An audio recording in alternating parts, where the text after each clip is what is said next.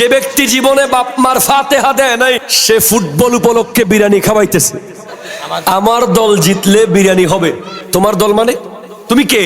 তোমার দলের নাম তাহলে সুন্নাত ওয়াল জামাত, তোমার দলের নাম তো ইসলাম, তোমার দলের নাম মুসলিম, তোমার দলের নাম ঈমান, তোমার দলের নাম নবী, রসুল, ওয়ালি, গস, কুতুব, আব্দাল। তোমার 24 ঘন্টার দায়িত্ব তো শুধু ইবাদত করা, ঠিক কিনা? জোরে কথা বলেন। আমরা যেই দেশের পতাকা নিয়ে নাচতেছি, ওই দেশের প্রধানমন্ত্রী ইসরায়েলের জন্মদিন পালন করতেছে। যে আর্জেন্টাইন প্রধানমন্ত্রী, তিনি ইসরায়েলে গিয়ে নাচতেছেন আর গান গাইতেছেন। আমি এখানে আর্জেন্টিনাকে ছোট করে ব্রাজিলকে বড় করতেও আসি নাই, ব্রাজিলকে ছোট করে আর্জেন্টিনাকে বড় করতে আসি নাই। আমার মূল দায়িত্ব হলো তরুণ প্রজন্মের হৃদয়ে ইসলাম, মুসলমান, ঈমান এই শব্দগুলোকে জাগিয়ে রাখা। এবং ওই নিউজটা টোটাল আপনি দেখলে আপনি অবাক হবেন। জাতিসংঘের বিরুদ্ধে যারা ভেটো দিয়েছে, তাদের মধ্যে একজন ছিল আর্জেন্টিনার প্রেসিডেন্ট। এখন আমি আমার অফিসিয়াল পেজে লিখেছি, মুসলিম তরুণ প্রজন্মের কাছে আমার প্রশ্ন, ফিলিস্তিনের নিষ্পাপ শিশুদের ক্ষত বিক্ষত কথা কি মনে আছে? আমার সেকেন্ড প্রশ্ন হলো, ইসরায়েলের বন্ধু কি আমাদের বন্ধু হতে পারে? আমার থার্ড প্রশ্ন, খেলা কি খেলার পর্যায়ে আছে নাকি চরম আসক্তিতে আজ আমরা নিজের অস্তিত্বকে ভুলতে বসেছি? এরপরের প্রশ্ন, এই আসরগুলো আমাদের ভেতরে জালিমদের কট্টরপন্থীতা নষ্ট করে দেওয়ার হাতিয়ার নয় কি? ঠিক কিনা? জোরে বলেন। এরপর আমি লিখেছি, যেই দেশের একজন খেলোয়াড়ের বিরুদ্ধে এক লাইন কথা বললে আপনার কষ্ট হয়, সে দেশের বিরুদ্ধে আপনি যেতে পারবেন তো? জি পারবেন তো, মানে আমি বুঝাইতে পারিনি আপনাদেরকে। যেই দেশের একজন খেলোয়াড়ের বিরুদ্ধে কথা বললে আপনি রেগে যাচ্ছেন, সেই দেশের বিরুদ্ধে কথা বলার সময় আপনি মুসলমান হিসেবে ওই জায়গায় দাঁড়িয়ে থাকতে পারবেন কিনা? ঠিক কিনা? জোরে কথা বলেন। এই স্ট্যাটাস দেওয়ার পরে আমার অফিসিয়াল পেজে বিশাল একটা জনগোষ্ঠী আমার পক্ষে এসেছে। তাদের ব্রেইনে একটু খবর হয়েছে যে আমরা যেই দেশের পতাকা নিয়ে নাচতেছি, ওই দেশের প্রধানমন্ত্রী এর জন্মদিন পালন করতেছে। এখন ওখানে একটা কমেন্ট এসেছে, হুজুর খেলাকে রাজনীতির সাথে মিলাবেন না। ঠিক আছে, ওকে, আমি রাজি। আমি খেলাকে হারাম বললে আপনি বলতেছেন হুজুর যেখানে সেখানে ফতোয়া দিবেন না। প্লিজ আপনারা কথা বলেন, ঠিক হলে ঠিক বলেন, ব্যাটিক হলে ব্যাটিক বলেন। আমার প্রথম স্টেজ ছিল খেলা নিষিদ্ধ বা দেখবেন না, তখন আপনি এসে বলতেছেন কি হুজুর যেখানে সেখানে ফতোয়া দিয়েন না, খেলা নিয়ে ফতোয়াবাজি করিয়েন না। ঠিক আছে, করলাম না। এখন আমি আপনাকে কি বললাম? খেলাকে খেলার জায়গায় রাখেন, এটা নিয়ে অতিরিক্ত মাতামাতি করবেন না। এখন আপনি কি বললেন? হুজুর খেলা নিয়ে শুধু কি আপনাদের জলে, আর কোনো বিষয় নাই। ঠিক আছে, তারপর আবার চুপ হয়ে গেলাম। এখন আমি দেখলাম যে আপনি যেই দলের পতাকা লাগিয়ে পুরো দেশ সাইলাপ করে ফেলেছেন, ওই দেশের প্রধানমন্ত্রী গিয়ে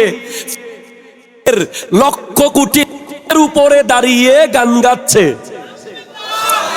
ঠিক কিনা? জোরে বলেন না। এখন যখন আমি লিখলাম আপনি আমাকে কমেন্টে কি লিখলেন যে হুজুর খেলা আর রাজনীতি মিলাবেন না। ঠিক আছে, মিলালাম না, খেলা খেলার জায়গায়, রাজনীতি রাজনীতির জায়গায়। তখন আমার আবার প্রশ্ন করতে মন চায়, ইরানের ফুটবলারদেরকে আমেরিকায় 1 ঘন্টাও থাকতে দেওয়া হলো না কেন? যদি খেলা আর রাজনীতি এক না হয়, কেন অতীতের ইতিহাসগুলোতে আমরা দেখতেছি অমুক দলকে জিতানোর জন্য প্রধানমন্ত্রীর পক্ষ থেকে প্রোগ্রাম করে ওই দেশের বিপক্ষ দলের গুলিকে পানির ভিতরে আমি এই মুহূর্তে যে অবক্ষয় দেখতে পাচ্ছি সেটা হলো তরুণ প্রজন্ম নিজের অজান্তে সারাদের বন্ধু হয়ে যাচ্ছে। তাদের দ্বিমত থাকলে দাঁড়িয়ে বলেন। চ্যানেল 24 ইরানকে বাদ দিতে ম্যাচ পাঠানোর অভিযোগ, যা বললেন অস্ট্রিয়া ও আলজেরিয়ার কোচ। এখন আপনি বলেন, আপনি তো বললেন খেলা আর রাজনীতি এক করিয়েন না, তাহলে আমি কি করব? নিউজ চ্যানেলগুলো যে খেলার ভিতরে রাজনীতি ঢুকে গেছে প্রমাণ দিচ্ছে, এটা কি আমার দোষ? ঠিক কিনা জোরে কথা বলেন। অবক্ষয় কোন জায়গায় হয়েছে? আমার মতো মৌলানা 24 ঘন্টা, 40 ঘন্টা, 100 ঘন্টা, 200 ঘন্টা, আমার উস্তাদদের মতো মৌলানা 50 বছর ওয়াজ করে যেই যুবককে ফজরের নামাজে আনতে পারে নাই, তাকে নেইমার ফজরের টাইমে আরো আগে 3টা বাজে ঘুম থেকে তুলে ফেলেছে। মক্কা শরীফ মদিনা শরীফের মতো সুরে মধুর কণ্ঠে আজান দিয়ে যেই প্রজন্মকে আমরা কম্বলের ভিতর থেকে বের করতে পারি নাই, তাদেরকে লিওনেল মেসি বের করে উইদাউট দাঁত ব্রাশ বাসি মুখে রাস্তার মোড়ে স্ক্রিনের সামনে নিয়ে দাঁড় করিয়ে রেখেছে। আপনার প্রশ্ন হতে পারে, হুজুর আপনি কেন খেলা নিয়ে এত লাগলেন? আমি যখন গার্লফ্রেন্ড বয়ফ্রেন্ডের বিরুদ্ধে কথা বলেছি, কেউ কেউ বলেছে হুজুরকে জীবনে কেউ প্রপোজও করে নাই, হুজুরের ভিতরে প্রেম টেমও নাই। এখন যখন আমি ফুটবল নিয়ে কথা বলছি, বলছে হুজুর মনে হয় জীবনে ফুটবল খেলা খেলে নাই। হ্যাঁ, খেলেছি ছোটবেলায়, আমিও সাপোর্ট করতাম, মিথ্যা বলার দরকার নেই। আমারও এই ধরনের আসক্তি ছিল, কিন্তু যখন আমি কোরআন হাদিসের গভীর রিসার্চ করছি, আমি যখন দেখলাম যে এই ফুটবল বিশ্বকাপের উদ্বোধনী ম্যাচে ইলুমিনাতির সাইন, প্রত্যেকটা গায়ক নায়ক ইলুমিনাতির সাইনকে রিপ্রেজেন্ট করেছে। এখানে বাল দেবতাকে রিপ্রেজেন্ট করা হচ্ছে, এখানে এক চোখকে রিপ্রেজেন্ট করা হচ্ছে। দাজ্জালের আবির্ভাবের জন্য সমস্ত প্রস্তুতি নেওয়া হচ্ছে এই আসরগুলোর ভিতর দিয়ে। ঠিক কিনা জোরে কথা বলেন। গুনাহগারকে আল্লাহ মাফ করবেন, কিন্তু সীমা লঙ্ঘনকারীকে আল্লাহ মাফ করবেন না। বুঝেন নাই, করেছেন, দেখেছেন, ঠিক আছে, এখন বুঝছেন, আপনি ছেড়ে দেবেন। যেখানে খেয়াল করেন একজন তো একটা মানুষ আপনাকে পাগলের মতো আসক্ত করে রেখেছে, নেইমার কিংবা এমবাপ্পে, রোনালদোর মতো ব্যক্তিরা আপনাকে পাগলের মতো আসক্ত করে রেখেছে। সেখানে দাজ্জাল আসলে তো আপনি চোখের পলকেই ঈমান দিয়ে দিবেন। এটা আপনি বুঝেন নাই। একটা প্লেয়ার কিভাবে হাসলো, কিভাবে মুখ কালো করলো, কিভাবে হাঁটলো, কোথায় সে ব্যথা পেল, সে ব্যথা পাচ্ছে আমেরিকাতে, এখানে তাকে কোন একটা প্লেয়ার ধাক্কা দিছে আমেরিকাতে ফুটবল ম্যাচে, এখানে ওই প্লেয়ারের মা বোন ঠিক আছে। তার মানে আপনি কি বুঝতে পারতেছেন না এই আসক্তিটার শেষ সীমানা কোথায়? যে ব্যক্তি একটা খেলোয়াড়কে পর্যন্ত করতে পারছে না ইসলামের খাতিরে, সে দাজ্জালের বিরোধিতা করতে পারবে? বলেন পারবে? আপনি যখন আপনার পুরো পরিবারকে নিয়ে দেখেন এবং মজা করেন, তখন আপনার ছোট্ট শিশুটাও এটা বুঝতে পারে যে হাফ প্যান্ট পরা জায়েজ। সে মনে করে এবং আপনি আপনার ছেলেকে এই ড্রেস পরিয়ে প্রস্তুত করতেছেন, অথচ আপনি আপনার ছেলেকে মসজিদের সামনের কাতারে এনে জুমার নামাজের পরে আরো 4 রাকাত আরো 2 রাকাত পরে খতিব মহোদয়ের সাথে মুলাকাত করে যাওয়া প্র্যাকটিস করার নাই। আপনি আপনার ছেলেকে ইসলামের নিদর্শন, ইসলামের প্রতি আসক্ত হওয়ার ব্যাপারে এমন কোন প্রোগ্রাম করেন নাই। চ্যালেঞ্জ করে বলতে পারবো আজ অবক্ষয় এখানে হচ্ছে, ঠিক কিনা? জোরে কথা বলেন। যে ব্যক্তি জীবনে বাপ মার ফাতেহা দেয় নাই, সে ফুটবল উপলক্ষে বিরিয়ানি খাওয়াইতেছে। আল্লাহ, আমরা তো বুঝতেছি না কি করব। আরো বলে আমার দল জিতলে বিরিয়ানি হবে। তোমার দল মানে? তুমি কে? তোমার বাড়ি তো বড় উঠান, ঠিক কিনা? জোরে বলেন না। তোমার দলের নাম তাহলে সুন্নাত ওয়াল জামাত, তোমার দলের নাম তো ইসলাম, তোমার দলের নাম মুসলিম, তোমার দলের নাম ঈমান, তোমার দলের নাম নবী, রসুল, ওয়ালি, গস, কুতুব, আবদাল। তোমার 24 ঘন্টার দায়িত্ব তো শুধু ইবাদত করা, ঠিক কিনা? জোরে কথা বলেন। তোমাকে তো খেলার জন্য বানানো হয় নাই। তুমি কি জানো কবরে গেলে রোমান ফেরেশতা এসে বলবে তোমার হায়াতের সমস্ত আমলনামা লেখো। ইমাম গাজালির কিতাব দেখো। I high high, I high high. যে ব্যক্তি জীবনে বাজারের লিস্ট লেখে নাই, যে ব্যক্তি জীবনে অলসতার কারণে পরীক্ষায় 33-এর বেশি পায় নাই, মেধা ছিল, মেধা, লেখার ধৈর্য ছিল না, তাকেও 60 বছরের লেখা, 70 বছরের লেখা লিখতে হবে।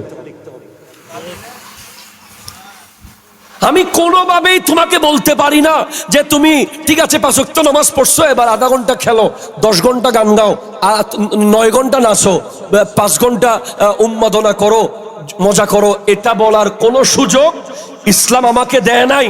গোটা দুনিয়া আমার বিরুদ্ধে গেল, আমাকে বলতে হবে ওমা খালাকতুল জিন্না ওয়াল ইনসা ইল্লা লিয়াবুদুন।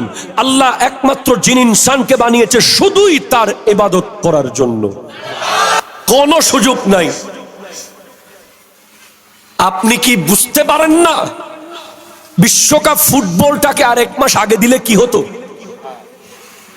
আর 1 মাস পরে দিলে কি হতো? একেবারে মুহররমের 1 তারিখ থেকে কেন দেয়া হলো?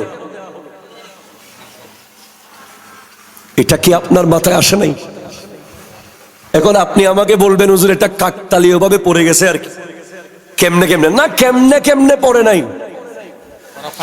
এগুলো ফেলার জন্য crore crore million million dollar খরচ করে মিটিং করা হয়,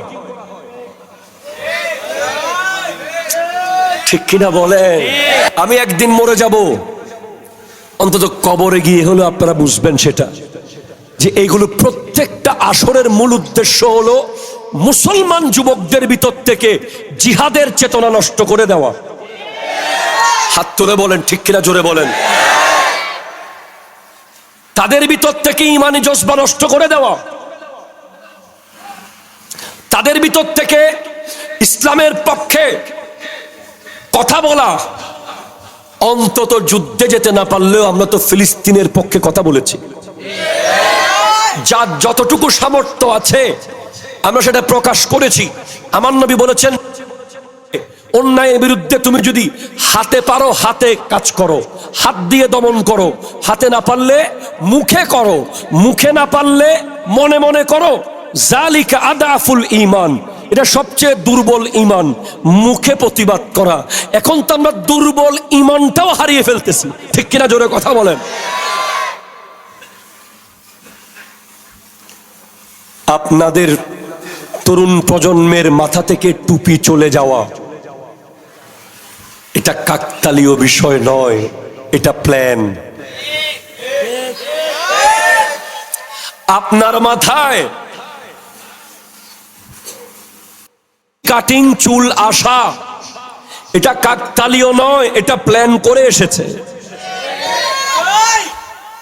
আপনি 3/4 প্যান্ট পরে পরে মুসলমানের ছেলে হয়ে রাস্তায় হাঁটা, এটা কাকতালীয় নয়, এটা প্ল্যান করে হয়েছে।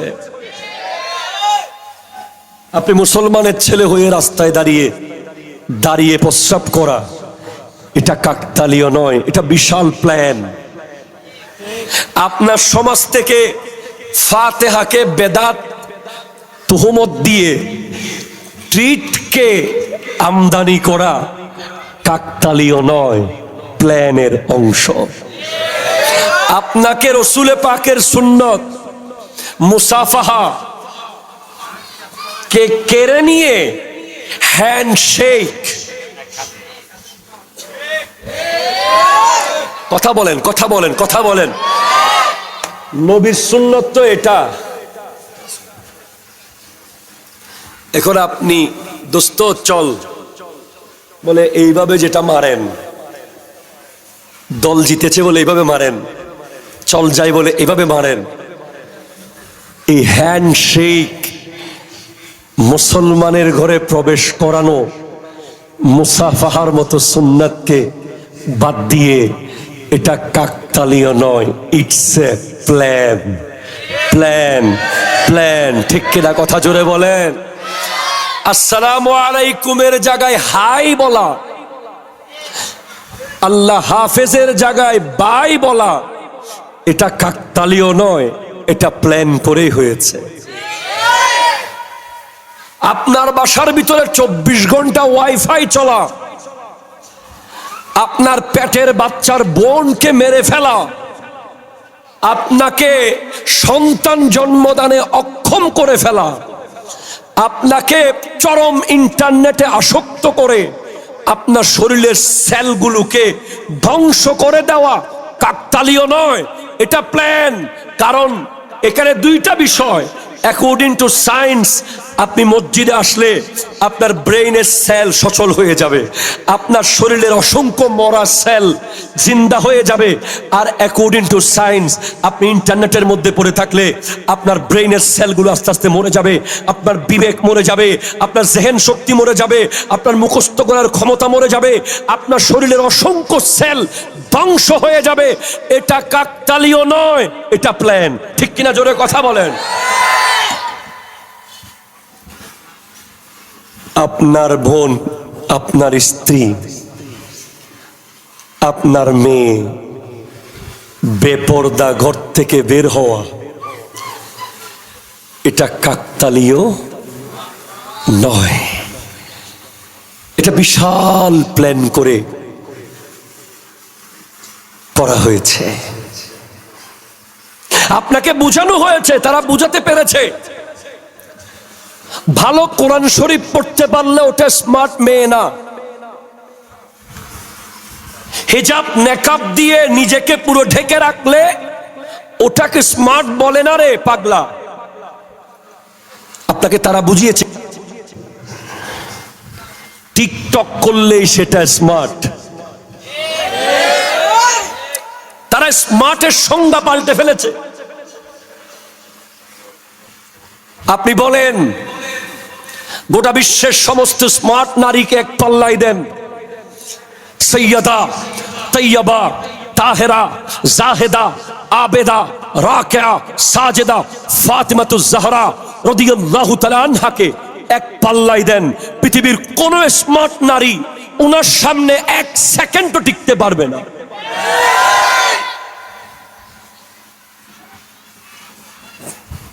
কিন্তু স্মার্টের সংজ্ঞা তো পাল্টে ফেলেছে। এখন আপনি মনে করেন যে আপনার মেয়ে একটু টাকনুর উপরে করে প্যান্ট পরলে সে স্মার্ট। আপনি মনে করেছেন আপনার মেয়ে চুলগুলো খুলে চললে সে স্মার্ট মেয়ে। আপনি মনে করেছেন আপনার মেয়ে, আপনার বোন বা আপনার বিবি আপনার বন্ধুদের সামনে এসে কথা বলতে পারলে সে খুব স্মার্ট। আপনি মনে করেছেন আপনার পরিবারের যেই নারীরা একেবারে টেনশন মুক্ত ভাবে অবাধে মেহেদি অনুষ্ঠানে গিয়ে উন্মাদনা করতে পারে, সবার সাথে খুব খোলাখুলি মিশতে পারে, বিয়ে বাড়িতে গিয়ে যেমন তেমন করে ড্রেস কোড পরে চলে যেতে পারে, আপনি মনে করছেন এটাই বোধহয় স্মার্ট।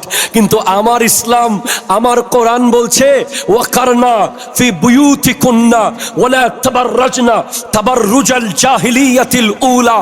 হে নারীরা, তোমরা ঘরের ভেতরে থাকো, নিজেকে জাহিলি যুগের মেয়েদের মতো জনগণের সামনে প্রকাশ করবে না। সবচেয়ে স্মার্ট নারী হলো সে যাকে পৃথিবীর কেউ দেখে নাই। ঠিক কিনা? জোরে কথা বলেন।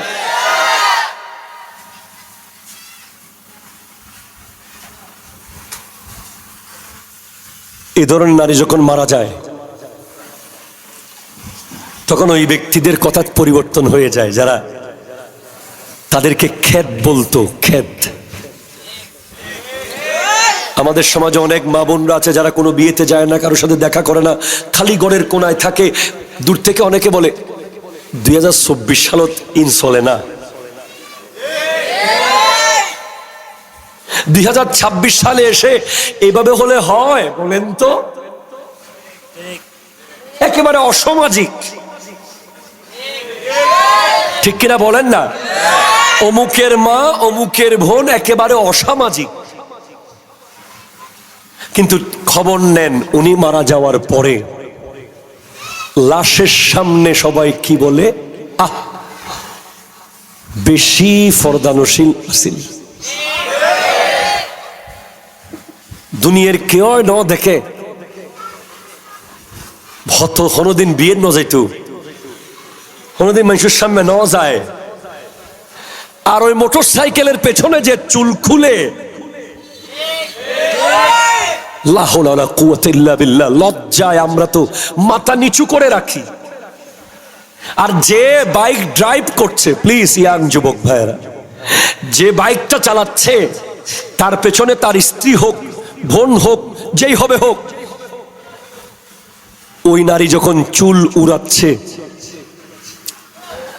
কোনো মতে তার যদি গার্লফ্রেন্ড হয়, সামনের যুবক তো বাইক চালানোর সময় আর দুনিয়াদারি দেখে না। মনে হচ্ছে সে এখন বোধহয় বেহেশতে ঢুকে যাবে বাইক নিয়ে।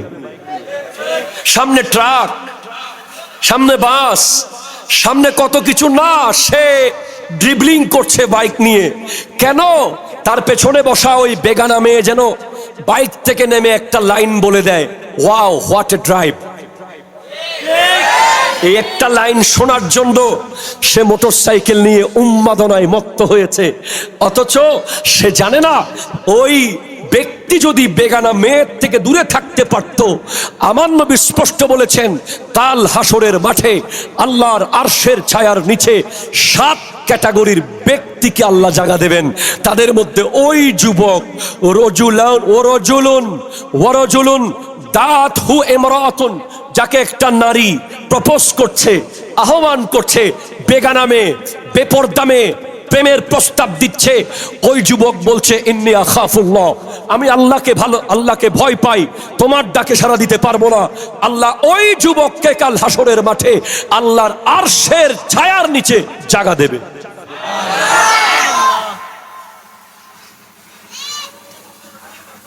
এখন খুব লজ্জার বিষয়, আমরা তো বিয়ে বাড়িতে যাওয়াকে লজ্জা পাই, যাই না।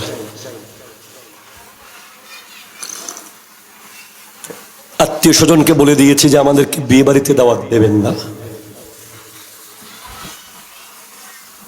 বেপরদা মেয়ে দেখে বিয়ে খাওয়াচ্ছে, ওই রাতটা উপোস থাকা অনেক ভালো।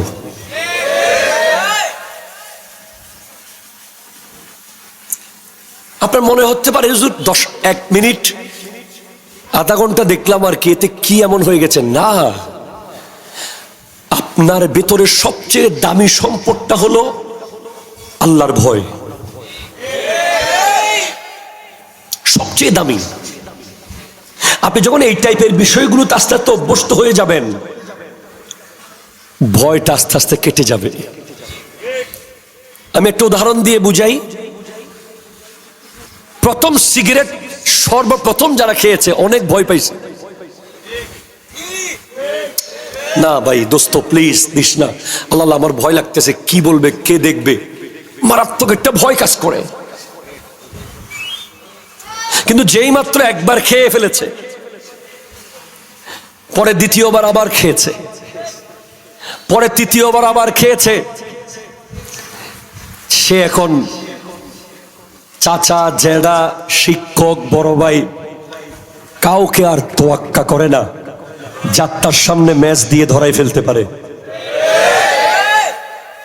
ভিতর থেকে চলে গেছে। সর্বপ্রথম যে চুরি করেছে, সর্বপ্রথম যে সুদ খেয়েছে, সর্বপ্রথম যে ঘুষ খেয়েছে, সর্বপ্রথম যে জায়গা দখল করেছে, সর্বপ্রথম যে মদ খেয়েছে, প্রত্যেকের সেই প্রথম বারটা খুব কষ্টের ছিল, খুব কঠিন ছিল। কিন্তু দ্বিতীয় তৃতীয় হওয়ার পর সেটা ইজি হয়ে গেছে। সেভাবে একজন যুবক কোন বেগানা মেয়ের সাথে সর্বপ্রথম চোখে চোখ রাখতে প্রচুর লজ্জা পেয়েছে, ভয় পেয়েছে। ওটাই ছিল তার বিশাল বড় একটা দৌলত। কিন্তু এই জিনিসটাকে খুব সহজ করে দিয়েছে কে? বিয়ে বাড়ি,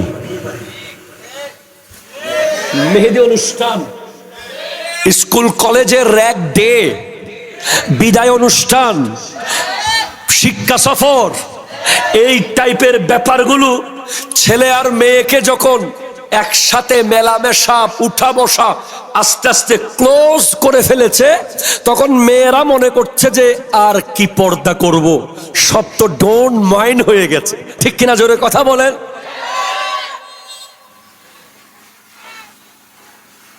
আমাদের পরিবারের নারীরা জবে, কিন্তু এত সাহস নাই যে কঠিন পর্দা ছাড়া ঘর থেকে বের হবে। সেই সাহস আমরা দিই নাই। আমাদের উস্তাদদের এমন এমন আহলিয়া মুহতারামা আছে যাদের চেহারা তো দূরের কথা, আওয়াজও পৃথিবীর কেউ শুনে নাই কোনোদিন। আপনি সেই মাকে কল্পনা করেন যার পেট থেকে শেরে মিল্লাত মুফতি ওবায়দুল হক নঈমী বের হয়েছে।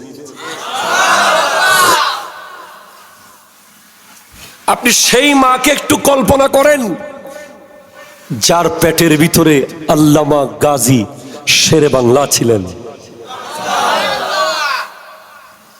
আপনি সেই মাকে একটু কল্পনা করেন যেই মায়ের পেটে আল্লামা সৈয়দ আহমদ শাহ সিরিকুটির মতো জাত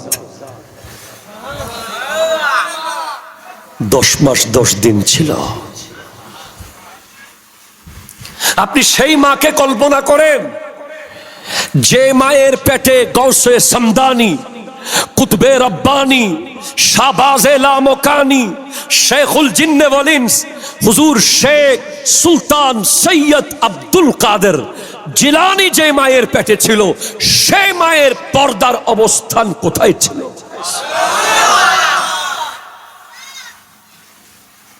আপনি সেই মাকে একটু কল্পনা করেন। হায় হায় হায়, যেই মায়ের পেটে জান্নাতি যুবকদের সর্দার, হায় হায় হায় হায় হায়, ইমামে হাসান ও হুসেন যেই পেটের মধ্যে ছিল, সেই পেটের পর্দার লেভেল কোন পর্যায়ের? হযরতে ফাতেমাতুজ জাহরা রাদিয়াল্লাহু তাআলা আনহার পর্দা কেমন ছিল? উনি ইন্তেকালের আগে নিজের গোসল নিজে করে ফেলেছেন। অনেক উঁচু উঁচু তবকার কিতাব এসেছে। উনি জানতেন কোন দিন উনি মারা যাবেন, এটা আল্লাহ ওনাকে জানিয়েছেন।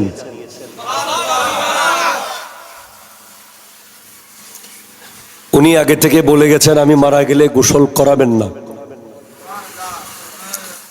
আমি গোসল করে ফেলছি। গোসল কি কোনো পুরুষ করাতো? পুরুষ তো দূরের কথা, কোন নারীও যেন ওনার বডির স্ট্রাকচার সাইজ আন্দাজ করতে না পারে। উনি নিজের গোসল নিজে আগে করে ফেলেছিলেন। এই পৃথিবীতে একটা রুহু, একটা, শুধু একটা, অনলি ওয়ান, যেটা আজরাইল আলাইহিস সালাম কবজ করতে পারে নাই। আল্লাহ নিজের কুদরতি ব্যবস্থায় কবজ করেছেন। তাফসীর রুহুল বয়ান এসেছে, যখন আজরাইল ফেরেশতা আসলো মা ফাতেমার কাছে, বলে, আল্লাহ, আমার পর্দা সম্পর্কে তুমি জানো, যদিও এই ফেরেশতা তোমার ফেরেশতা,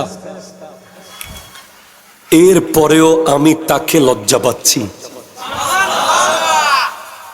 সে আমার রুহু কবজ করবে, এটা আমি সহ্য করতে পারবো না। আল্লাহ, তুমি তো আয় হায় সমস্ত ক্ষমতার মালিক, তোমার তো ক্ষমতা আছে। আল্লাহ, তুমি নিজের স্পেশাল ব্যবস্থায় আমার রুহটা কবজ করো।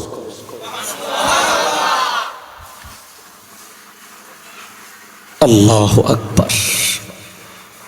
আমার মা বোনেরা, হাই হাই হাই, সৈয়দা ফাতেমার রূহ আল্লাহ কবজ করেছেন।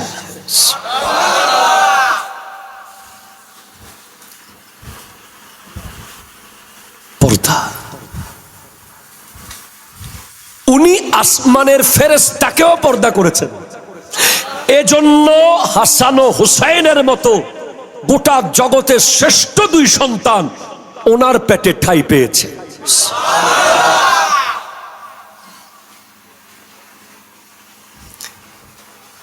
এখন একটা সামান্য কদু গাছের দিকে একটু ভালো করে তাকালে কদু ঝরে পড়ে যায়, বদ নজর।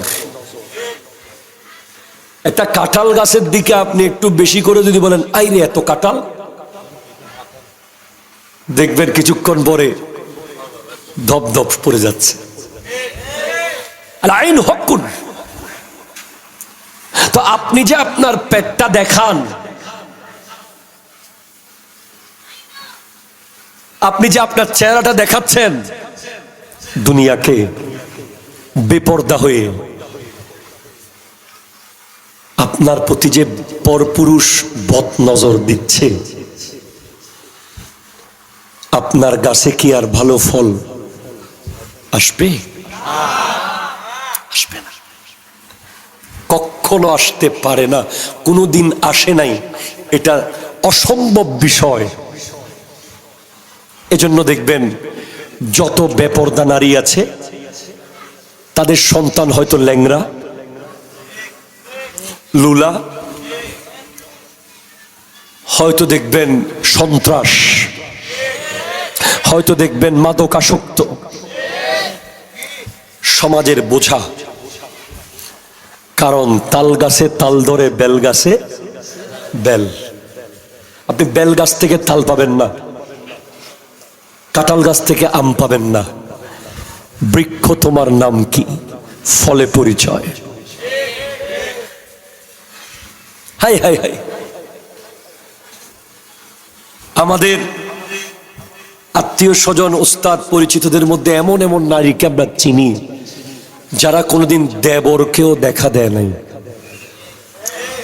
দেবরকে আপনি এখন বলবেন, হুজুর 2026 সালে এগুলো ওয়াজ করলে হবে? এখন তো দেবরের জিম্মাদারিতে। সরি, আপনাদের গায়ে পড়ে আপনাদের সংসার ভাঙতে আমি আসি নাই। আমি যেটা হাদিসে পেয়েছি ওটা বলতে এসেছি। আমার নবীকে জিজ্ঞেস, আমার নবী বলছে ইয়াকুমুদ দুখুল আলান নিসা, তোমরা নারীদের ভিতরে প্রবেশ করা থেকে দূরে থাকো। তখন একজন জিজ্ঞেস করছে, ইয়া রাসূলুল্লাহ, দেবর কি ভাবির কাছে যেতে পারবে না? তখন আমার নবী বলছেন, আল হামু আল মউত, দেবর হচ্ছে ভাবির জন্য মৃত্যু। আপনারা এই এলাকায় মনে হয় দেবর ভাবি টাবি নাই, এগুলো মঙ্গল গ্রহে আছে মনে হয় নাকি। দেবরকে ভাবির জন্য মৃত্যু বলা হয়েছে, মৃত্যু, ঠিক কিনা? কথা জোরে বলেন না। মুরব্বী বলতেছে এখন তো বন্ধু বলে। ভাবিকে দেবরের জন্য মৃত্যু, দেবর ভাবির জন্য মৃত্যু। কিসের মৃত্যু? আরে আপনি 1000 বার মরে গেলে কি হবে, কিন্তু ঈমান যদি মরে যায় এটা আসল মৃত্যু, ঠিক কিনা? জোরে কথা বলেন।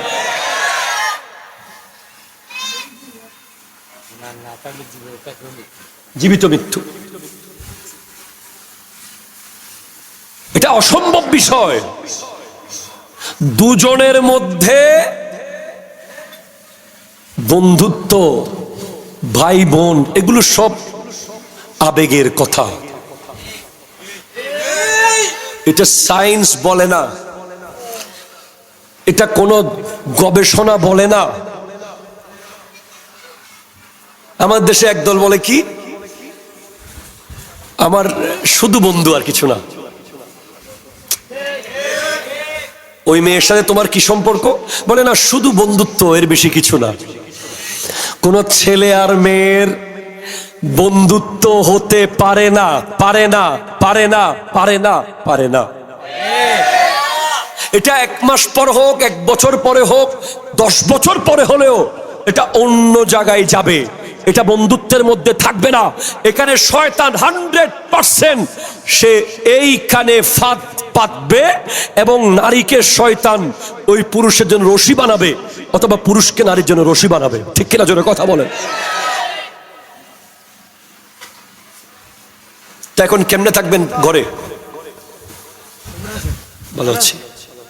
তা আপনি কি তাইলে কি এখন ঘর ছেড়ে চলে যাবেন? না, আপনি ঘরে থাকবেন। আপনার ভাবির সামনে আপনার চোখ থাকবে নিচে, যখন প্রয়োজনে যাবেন। আর আপনার ভাবি আপনার সামনে থাকবে পর্দার ভিতরে। ভাবির বেডরুমে আপনি বড় ভাই না থাকলে প্রবেশ করবেন না, ভাবির বিছানায় আপনি বসবেন না, ওটাতে আপনি বিশ্রাম করবেন না। কথা বলে না। আগামী বছর আমাকে আর দাওয়াত দিবেন না, এটা বুঝে গেছি মোটামুটি। বেশি করা হয়ে যাচ্ছে মনে হয়। আমার কিচ্ছু করার নাই, আমার কিচ্ছু করার নাই। বাস ভাবির কোনো কিছু আনতে হলে নিজে গিয়ে নিয়ে আসবেন, সাথে করে যাওয়ার দরকার নাই। একটু মেনটেন করলে পারা যায়, আর একটু মেনটেন করতে না পারলে জান্নাত তো এত সহজ না যে কলা গাছে ধরে গেছে ছুলে খেয়ে ফেললেন।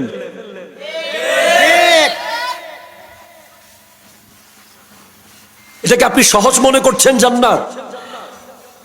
এত সহজে পেয়ে গেলে হযরতে সালাবা রাদিয়াল্লাহু তাআলা আনহুকে 40 দিন লাগাতার পাহাড়ের চূড়ায় বসে কান্না করতে হতো না। শুধু ভুলে নবীজি একটা কাজে পাঠিয়েছেন, যাওয়ার পথে একটা বেগানা নারীর দিকে চোখ গেছে। এই লজ্জায় নবীর সামনে কেমনে যাবে? 40 দিন লাগাতার পাহাড়ের আগায় বসে বসে কেঁদেছে। শেষে কাঁদতে কাঁদতে কাঁদতে শরীর শুকিয়ে একেবারে নাই হয়ে গেছে। হযরত ওমর এসে খুঁজে বের করে নিয়ে গেলেন। আমার নবীর চেহারার দিকে তাকাচ্ছে না লজ্জায়। 14 বছরের সাহাবা বলছে, ইয়া রাসূলুল্লাহ, আল্লাহ কি আমার উপর বেশি নারাজ হয়ে গেছে? আমার ব্যাপারে কি আয়াত নাজিল হয়ে গেছে? বলে সালাবা তোমার চোখের পানি আল্লাহ কবুল করে নিয়েছে। সাথে সাথে নবীজির কোলে উনি ইন্তেকাল করেছেন। ইন্না লিল্লাহি ওয়া ইন্না ইলাইহি রাজিউন। এগুলো ওয়াজ করলে এখন আমাদেরকে অনেক সোশ্যাল মিডিয়ায় কি বলবে, হুজুর এগুলো নিয়ে কথা বলেন, বলৎকার নিয়ে বলতে পারেন না? আমরা 100 বার বলৎকার নিয়ে বলেছি, বলছি, বলতে থাকবো, ঠিক কিনা? জোরে কথা বলেন। এগুলো কওমে লূতের কাজ কারবার। যাদের কাছে বিন্দু পরিমাণ নবীর মোহাব্বত আছে, যাদের কাছে ওলি আল্লাহদের দামান আছে, সাহাবায়ে কেরামের প্রেম আছে, আহলে বাইত রাসূলের মোহাব্বত আছে, তারা কখনো এই নিকৃষ্ট কাজ করতে পারে না, ঠিক কিনা? জোরে কথা বলেন।